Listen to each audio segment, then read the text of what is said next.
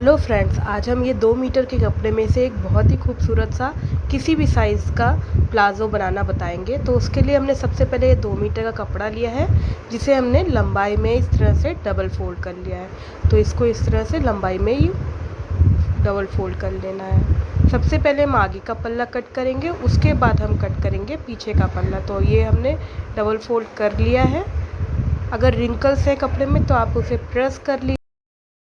तो इस तरह से डबल फोल्ड जब कपड़ा हमारा हो जाएगा, इसके बाद हम इस पर मार्किंग शुरू करेंगे। तो हमें 3 माप चाहिए: लंबाई, हिप की सरकमफेरेंस और मोहरी की सरकमफेरेंस। सबसे पहले हम ऊपर की तरफ 2 इंच पे एक मार्क कर लेंगे। हम यहाँ इलास्टिक लगाने वाले हैं पूरी बेल्ट पे, तो उसके लिए हमने 2 इंच पे यूँ मार्क करके एक सीधी लाइन खींच लेना है। ये हमारा डबल फोल्डेड कपड़ा है, क्योंकि लंबाई में हमने इसे डबल फोल्ड कर रखा है। तो इस तरह से 2 इंच पे हमने मार्क लगा ली। अब इस 2 इंच के मार्क के बाद हम लोग लंबाई का निशान लगाएंगे। तो हमें यहाँ पे 38 तक की लंबाई आराम से मिल सकती है, 38 इंच तक की। तो हम यहाँ पर अपनी लंबाई के हिसाब से मार्क करने वाले हैं। जैसे अगर आपकी लंबाई 36 है तो आप 36 इस जो 2 इंच का मार्क है उसके बाद से 36 पे मार्क कीजिए, प्लस 1.5 इंच एक्स्ट्रा हम लेंगे। 1.5 इंच जो एक्स्ट्रा लेंगे वो नीचे मोड़ने के लिए लेंगे, क्योंकि नीचे भी हमें मोड़ना होगा। तो इसको लाइन को भी हम सीधी खींच लेंगे इस तरह से। तो ये लंबाई का माप हो गया हमारा। इसके बाद जो भी हिप की माप होती है उसके हिसाब से हम अपनी कटिंग और करते हैं। तो की माप के हिसाब से कैसे कटिंग करते हैं वो आप देखिए। ये बिना शेप पट्टी के बनने वाला प्लाज़ो है और बहुत ही खूबसूरत और आसानी से बनेगा। तो अब हम ऊपर क्या करेंगे, जो भी हिप की हमारी माप होगी उसका चौथा भाग, हिप की माप का चौथा भाग प्लस 1 इंच पे मार्क करेंगे। यानी अगर हमारी हिप की माप 45 इंच है तो हम यहाँ पर 12 इंच पे मार्क करेंगे और 12 ही इंच पे इस साइड से मार्क करेंगे आसन के लिए, यानी क्रॉच के लिए भी। हमने दोनों ही तरफ बराबर ही नाप से क्रॉच के लिए निशान लगाया है। इसके बाद जो भी आपकी हिप की नाप हो उसका तीसरा भाग इस जगह पर, ये जहाँ पे हमारा ये सीधी लाइन 12 इंच वाली थी उसके पास में यूँ करके इस तरह से निशान लगा लीजिए। ये माप जो हमारी है ये 44 इंच के हिसाब से हमने बताई है। 44 का चौथा भाग 11 होता है और 1 इंच जोड़ के तो 12। अब लंबाई का हम आधे पे एक निशान लगाएंगे और उसके बाद फिर से इंची टेप को एक बार फिर से मोड़ लेंगे, यानी लंबाई की चौथाई पे भी एक मार्क करेंगे। इस तरह से लंबाई को हमने 3 भागों में बांटा। एक आधे वाले मार्क हुआ और जिसको हम सीधी लाइन से ये खींच रहे हैं इस तरह से। इसके बाद जो बचा हुआ ये हिस्सा है इसको भी 2 भागों में हमने बांट लिया है। तो इसको भी हम सीधी लाइन खींच ले रहे हैं, क्योंकि हम यहाँ शेप पट्टी नहीं लगाने वाले, तो इसलिए हमने ये मार्किंग करी है। इसके बाद ये हिप की जो तीसरा भाग का मार्क है इस पर भी हम यहाँ बीचों बीच की निशान लगा लेंगे। और इतना ही मार्क हम सीधी जो मार्क हमने लगाया उसको सीधी लाइन से नीचे की जो मोहरी वाली लाइन है वहाँ तक एक्सटेंड कर देंगे, बढ़ा देंगे। तो ये हो गया। इसके बाद नीचे हमें जितनी भी मोहरी चाहिए उसका हम चौथा भाग करेंगे और ये जो बीच की लाइन है इसके दोनों तरफ चौथा भाग आपस में डाल देंगे। तो देखिए कैसे करेंगे। हमें यहाँ पर 12 इंच मोहरी चाहिए। 12 इंच का चौथा भाग होता है 3। तो 3 हम इस बीच की लाइन के एक तरफ निशान लगाएंगे और 3 इंच ही दूसरी तरफ निशान लगाएंगे। तो इस तरह से 6 इंच की टोटल ये लाइन खिंच गई। अब जो दूसरी ये लाइन थी इसमें हमें 3-3 दोनों तरफ लिया था, तो अब हम यहाँ 3.5 दोनों तरफ बीच की लाइन से लेंगे। आधा इंच हम इससे ज़्यादा रखते हैं। तो नीचे 3-3 ली थी, इधर हमने 3.5। अब इस वाली लाइन में बीच की लाइन से और नीचे जो हमने 3 लिया था उसमें 1.5 इंच प्लस करेंगे, यानी 4.5 एक तरफ और दूसरी तरफ भी 4.5। तो इस तरह हमारी नीचे की तरफ 3-3 दोनों बीच की लाइन से है, फिर 3.5 बीच की लाइन में और फिर बीच की लाइन से 4.5। इस तरह से हमारे मार्क मिल गए। अब इन मार्क्स को फ्री हैंड से हम आराम से मिला लेंगे। अगर आप शेप पट्टी से देखेंगे तो एकदम परफेक्ट वैसा ही निशान लगेंगे जैसे शेप पट्टी के आते हैं। दोनों ही साइड में हम इस तरह से शेप पट्टी के बिना भी यूँ निशान लगा लिया।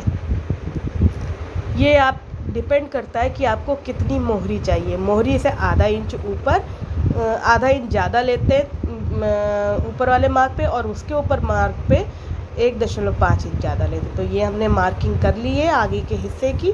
अब हम इसकी इसी तरह से कटिंग कर लेंगे। आपने देखा हमने यहाँ क्रॉच पे गोलाई दे ली थी। अब हम इसकी कटिंग कर रहे हैं। हम आगे के हिस्से में कोई सीम अलाउंस नहीं जोड़ते हैं। सारी सीम अलाउंस जो है वो पीछे के हिस्से में जोड़ी जाती है। तो ये हम आपको बता देते हैं यहीं पे ही पहले ही, जैसे जैसे हमने मार्किंग की है वैसे ही हम इसमें निशान लगाएंगे। अब आगे का पल्ला कट किया है तो वो हमने इस तरह से बचे हुए कपड़े के ऊपर डबल फोल्ड करके उसे भी इस तरह से रखा है। हमने बचे हुआ जो कपड़ा है वो इस तरह से रखा है कि 3 इंच हमारा एक्स्ट्रा ऊपर की ओर आ जाए।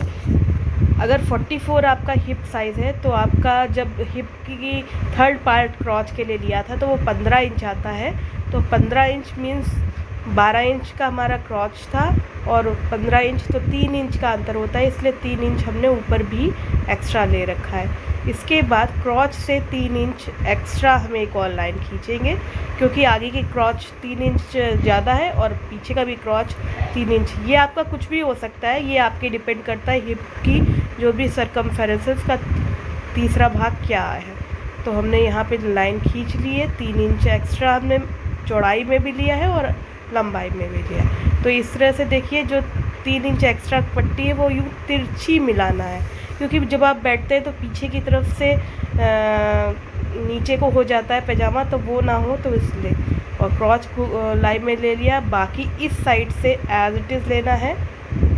ये देखिए इसमें हमने कुछ भी अंतर नहीं किया है, सिर्फ अंतर हमने यहाँ किया है जहाँ पे क्रॉच एरिया है उसमें हमने 3 इंच एक्स्ट्रा लिया है, लंबाई में 3 इंच एक्स्ट्रा लिया है।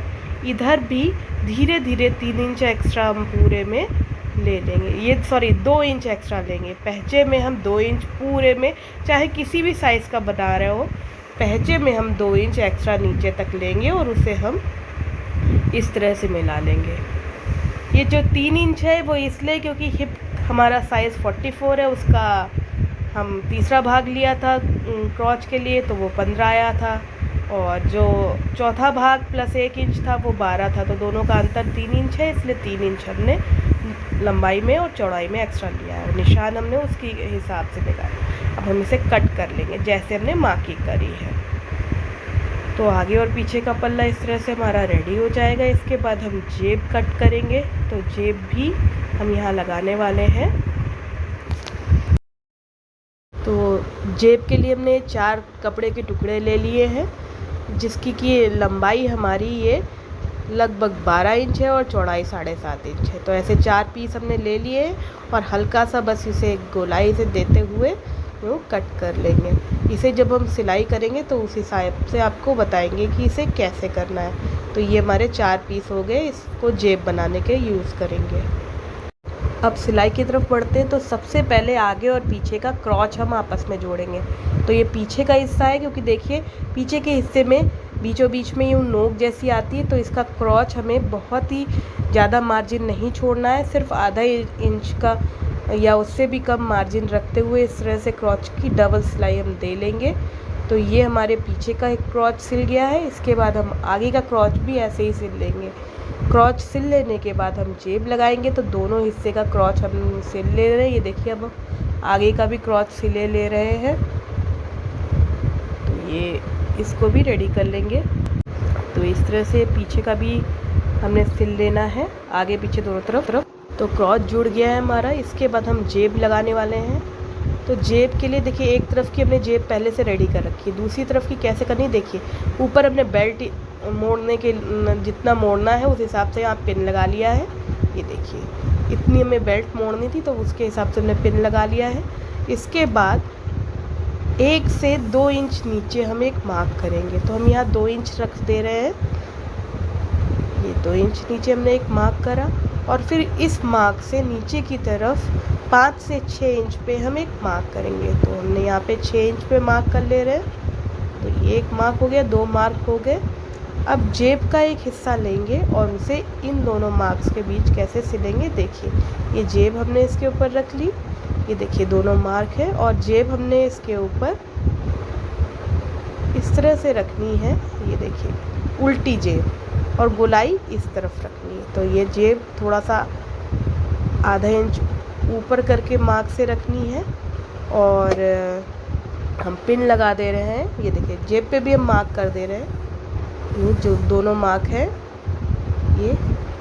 अब सिलना कैसे है देखिए आप ध्यान से, ये जो हमने मार्क लगाया इसमें आधा इंच अंदर की तरफ हम यूँ सिलेंगे। ये आधा इंच सिल लिया, मशीन सुई को अंदर की तरफ रखा, घुमाया कपड़ा। अब इस तरफ से सीधी एक लाइन खींची, ये भी आधा इंच मार्जिन देते हुए इसको घूमना है और जो दूसरा मार्क है वहाँ तक गए, सुई अंदर रखी, घुमाया और फिर इस तरफ से भी ये सिल लिया। तो ये हमारा एक बॉक्स जैसा बन गया। अब इस बॉक्स के अंदर हम कट लगाएंगे सिलाई के पास से। यहाँ ये देखिए हम पहले कट कर दे धागा, ये देखिए ये बॉक्स जैसा बन गया है। अब इसके अंदर सिलाई नहीं कटनी चाहिए, ये देखिए कट लगाया एक ये और एक कट हमने इधर लगाया। फिर हम जेब को अंदर की तरफ पलट देंगे, ये देखिए इस तरह से आराम से पलट दिया। इसके बाद हम जेब के ऊपर एक दाब सिलाई लगा लेंगे सामने की तरफ, जिससे कि फिनिशिंग अच्छी हो जाए। हम इसे जब अच्छे से पलटेंगे तो यहाँ कोना जैसे थोड़ा आएगा, उसमें हम पिन लगा दे रहे हैं दोनों ही तरफ। हमें ऐसे जहाँ आधा इंच का हमने अंदर की तरफ सिलाई ली है उस तरफ, तो हम पिन लगा दे रहे हैं। दोनों ही तरफ हमने पिन लगा ली है। अब पिन लग गई हमारी, एक जेब का हिस्सा जुड़ गया है। यहाँ दाब सिलाई हम दे लेते हैं, सिर्फ सीधी दाब सिलाई हम देंगे।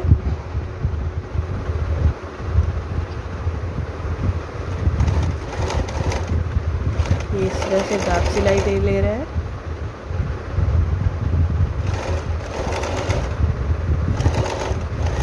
ये सीधी दे ली। इसके बाद जेब का दूसरा हिस्सा लेके वो पहले हिस्से में जोड़ेंगे। तो देखिए कैसे, ये देखिए इस तरह से हमने धागा कट कर दिया। उसके बाद हम जेब का दूसरा हिस्सा लेंगे और ये देखिए सीधा हिस्सा जेब का ये है, सीधे हिस्से के दोनों बाहर रखते हैं और उल्टे हिस्से पे उल्टा हिस्सा जेब के चढ़ाते हैं। ये देखिए इस तरह से रखना है कि उल्टा हिस्सा अंदर की तरफ है और हमें इसके जेब के चारों ओर तीनों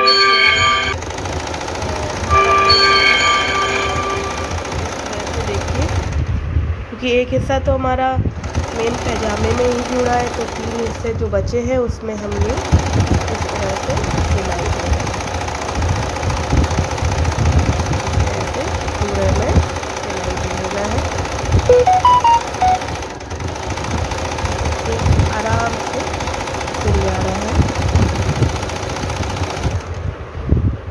थोड़ा सा इतना खुला रहेगा क्योंकि साइड में जब सिलेंगे तो सही हो जाएगा। तो ये हो गया। अब हम जब जेब को पलटेंगे, ये पिन हटा ले रहे हैं हम और जेब को, ये देखिए जेब सिल गई है, इसे हम इस तरह से पलट देंगे अंदर की तरफ, तो ये इस तरह का लुक आएगा। ये देखिए अब हम यहाँ पिन लगा देंगे और एक गाइड लाइन की सिलाई करेंगे, जिससे हमें ये मालूम रहे कि जब आगे और पीछे का पल्ला जोड़ना है तब सिलाई कैसे करना है। क्योंकि अगर हम ये गाइड सिलाई नहीं लगाएंगे तो हमारी जेब बंद हो जाएगी जब हम आगे का पल्ला और पीछे का पल्ला जोड़ेंगे। तो हम अभी यहाँ पे पिन लगा दे रहे हैं और पीछे का पल्ला आप देख रहे होंगे आधा इंच बड़ा है आगे के पल्ले में, क्योंकि उसमें हमने जेब जोड़ी हुई है। तो हम यहीं पास में से एकदम सिलाई करेंगे और फिर हम इसी तरह से, देखिए आपको दिखाते हैं किस तरह से करना है। ये एक सीधी सिलाई यूँ करके हम दे लेंगे, एकदम करीब से ही देते हैं फिनिशिंग जिससे कि अच्छी आए। तो इस तरह से हम यहाँ पर सिलाई दे लेंगे। एकदम सीधी सिलाई देनी है। याद रहे जो जेब है वो बंद नहीं होनी चाहिए। इस तरह से ये सिलाई देनी है। जब हम आगे और पीछे का पल्ला जोड़ेंगे तो ये हम ऊपर की तरफ रखेंगे तो ये सिलाई दिखेगी पीछे से, तो हम उसी पे ही सिलाई करेंगे जिससे जेब बंद नहीं होगी। ये देखिए जेब बन गई हमारी। पीछे से भी ये सिलाई दिखती है और पीछे की सिलाई के हिसाब से हम आगे और पीछे के पल्ले को जोड़ेंगे। तो ये हो गया। अब हम इस पे अब हम आगे और पीछे के पल्ले को जोड़ेंगे। तो ये देखिए पीछे के पल्ले के ऊपर, ये देखिए पीछे का पल्ला है, इस पे हम ये आगे का पल्ला इस तरह से रखेंगे कि जेब के ऊपर जो हमने गाइड वाली सिलाई की थी वो हमें इधर आराम से दिख पाए। तो इस तरह से हमें सिलाना है।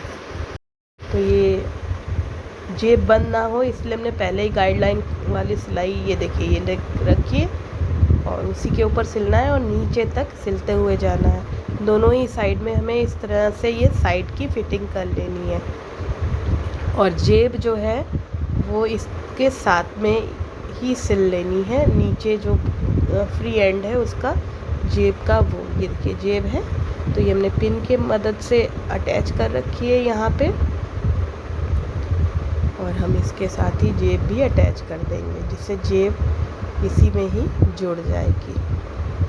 तो ये इस तरह से नीचे तक हमें ये सिलाई करते हुए जाना है।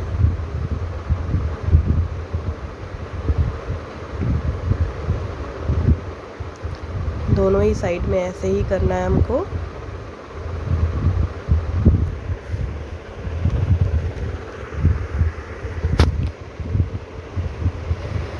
आराम से ये सिल जाएगा।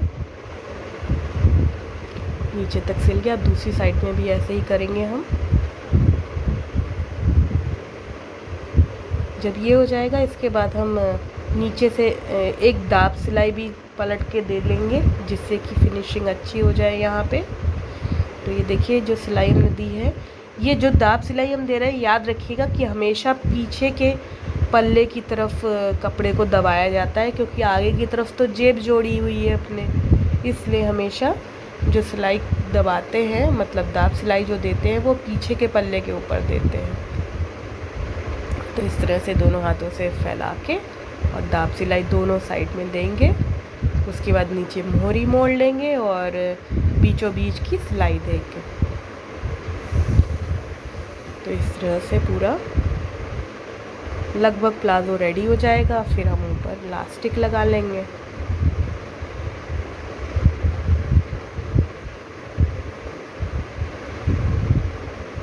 ये देखिए दाब सिलाई हम ऊपर तक दे रहे हैं।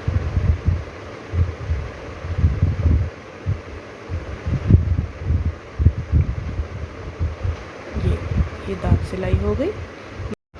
तो ये हमारी दाब सिलाई हो गई दोनों तरफ जेब पे।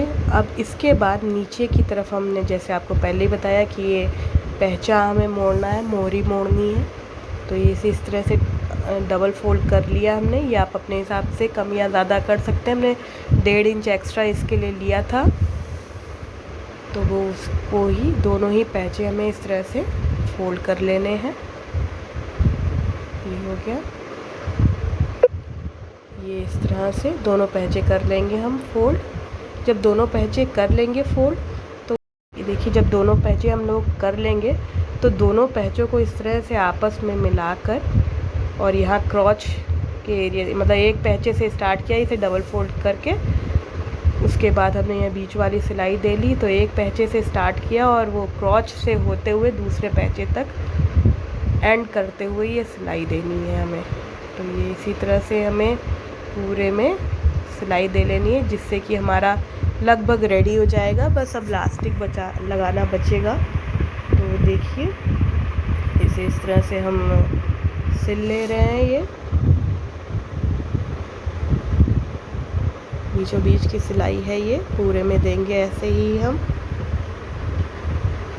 तो ये देखिए जब ये लुक आएगा हमारे पैजामे का इस स्टेप के बाद। अब देखिए हमें क्या करना है, निशान लगाना है। 2-2 इंच का हमें ऊपर लास्टिक के लिए निशान लगा लेना है, आगे और पीछे दोनों ही तरफ, जिससे कि कोई गड़बड़ी ना हो। तो हम पूरे में इस तरह से आगे के हिस्से में हम पिन लगा ले रहे हैं, ये ऐसे। और पीछे का हिस्सा क्योंकि थोड़ा उबड़ खाबड़ होगा तो वहाँ आप ज़्यादा गौर कीजिए, हमें वहाँ पे 2 प्लेट्स देनी पड़ती हैं, क्योंकि ऐसे तो झोल सा रहेगा।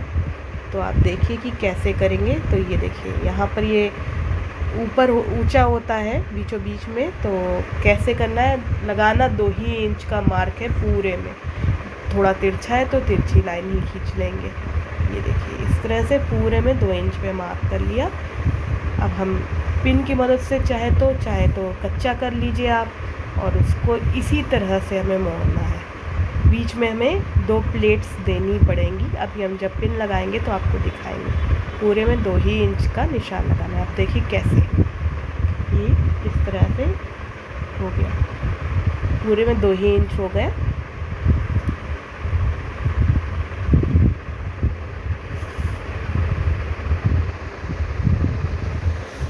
अब हम फोल्ड करते हैं पीछे का पल्ला भी। ये देखिए इस तरह से फोल्ड करेंगे। यहाँ पे 2 प्लेट्स देंगे, एक इधर की तरफ और एक इधर की तरफ, जिससे कि झोल हमारा ना आए और परफेक्ट हो जाए। तो हम पिन लगा ले रहे हैं अभी, जब हम सिलेंगे तो उस टाइम पिन हटा लेंगे। तो इस तरह से हो गया। पूरे में हम बीचों बीच में थोड़ा सा छोड़ते हुए डबल फोल्ड करके पूरा इसको ऐसे सिलाई करेंगे। देखिए इस तरह से, बाद में हम लास्टिक डालेंगे। तो ये देखिए पीछे का पल्ला थोड़ा बड़ा होता है, इसको ध्यान रखना है हमें। अब हम इसकी सिलाई करते हैं, चलिए दिखाते हैं कैसे ये होगा। तो ये देखिए हमने इसे डबल फोल्ड कर लिया कपड़े को इस तरह से। देखिए ये इसको थोड़ा सा अंदर की तरफ, बीचों बीच में हम थोड़ा सा छोड़ के तब ये डबल फोल्ड कर रहे हैं। ये देखिए इस तरह से पूरे में हमें करना है। पीछे की तरफ हमने जो प्लेट्स दी है उसके ऊपर सिलते टाइम हमें ध्यान रखना है अच्छे से, और पूरे में ऐसे ही सिलते हुए जाना है। अब देखिए पीछे का पल्ला आ गया, थोड़ा सा तिरछा सा होता है, तो वो तिरछा ही सा वैसे ही सिलते हुए जाएंगे हम। झोल ना आए इसलिए बीच में प्लेट्स दे रखी है हमने। तो ये पूरा ऐसे जब हो जाएगा, आगे की तरफ थोड़ा सा हमने एरिया छोड़ के रखा है, जहाँ से प्लास्टिक पिन की मदद से यानी सेफ्टी पिन की मदद से डाल लेंगे। तो ये इस तरह से होता जा रहा है। सिर्फ 3 नाप हमने ली है और किसी भी साइज़ का आप इसमें प्लाज़ो बना सकते हैं।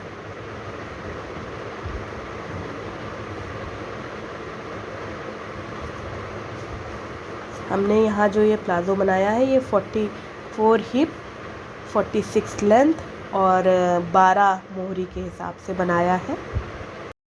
अब इलास्टिक ले लिए। इलास्टिक हमारी कमर की माप से 10 से 12 इंच छोटी ली जाती है, तो उसको हम पिन की मदद से जो छोटा सा हिस्सा छोड़ा है वहाँ से पिरोएंगे। इस तरह से हम यहाँ जो थोड़ा सा बीच में छोड़ दिया था, जैसे हम हर बार बता रहे हैं, तो उसी में हम बिना ये मुड़ना नहीं चाहिए इलास्टिक कहीं भी, यानी घूमनी नहीं चाहिए, पूरे में हमें इस तरह से डालना है। तो ये इलास्टिक एक तरफ से दोनों तरफ से निकल गई। अब हम बीच में ये जोड़ देंगे। इलास्टिक जोड़ने के बाद जो खुला हुआ हिस्सा है जहाँ से इलास्टिक डाली है वो भी हम बंद कर लेंगे, और उसके बाद हम इस इलास्टिक के ऊपर डबल टेबल सिलाई देंगे। इस तरह से खींच लेंगे जिससे कपड़ा यूनिफॉर्मली डिस्ट्रीब्यूट हो जाए, और ये हिस्सा जो खुला रह गया है इसको भी हम बंद कर लेंगे। तो इसको देखिए वैसे ही आराम से बंद कर लेंगे। हो गया। अब हम इसके ऊपर 1-2 सिलाई और कर लेंगे जिससे कि एकदम बाजार जैसा लुक आ जाए, तो वो भी देख लीजिए आप।